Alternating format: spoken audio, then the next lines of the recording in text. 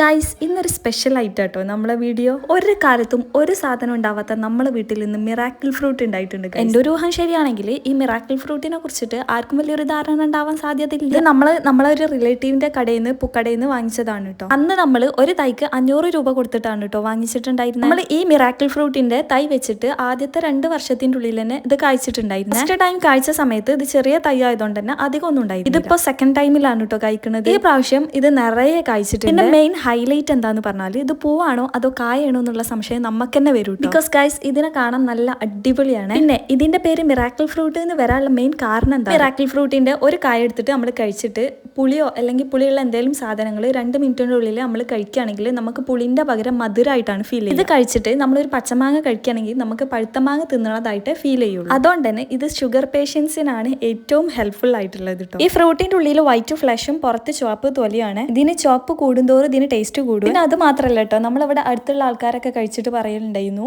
ഈ ഫ്രൂട്ട് കഴിച്ചിട്ട് വേറെ എന്തെങ്കിലും ഭക്ഷണ സാധനങ്ങൾ കഴിക്കുന്ന സമയത്ത് ഭക്ഷണ സാധനങ്ങൾക്ക് പ്രത്യേക തരം ടേസ്റ്റ് കൂടുതൽ തോന്നിക്കുന്നുണ്ട്. പേഴ്സണലി എനിക്കത് തോന്നിയിട്ടില്ല. പക്ഷെ നമ്മൾ ഇന്ന് ചെയ്യുന്നത് ഇതിന്റെ കുരുവിനെ ഒന്ന് കുഴിച്ചിട്ടു. കുരു മുളപ്പിച്ചിട്ടാണ് തൈ ഉണ്ടാക്കുക എന്ന് പറഞ്ഞിട്ടുണ്ട്. നമ്മൾ ഇതുവരെ ചെയ്ത് നോക്കിയിട്ടില്ല. ഏതായാലും അപ്ഡേഷൻസ് ഇതിൽ ഞാൻ വീഡിയോ ആക്കിയിട്ടാട്ടോ. വീഡിയോ ഇഷ്ടപ്പെട്ടാൽ ലൈക്ക് എടുക്കാൻ മറക്കണം.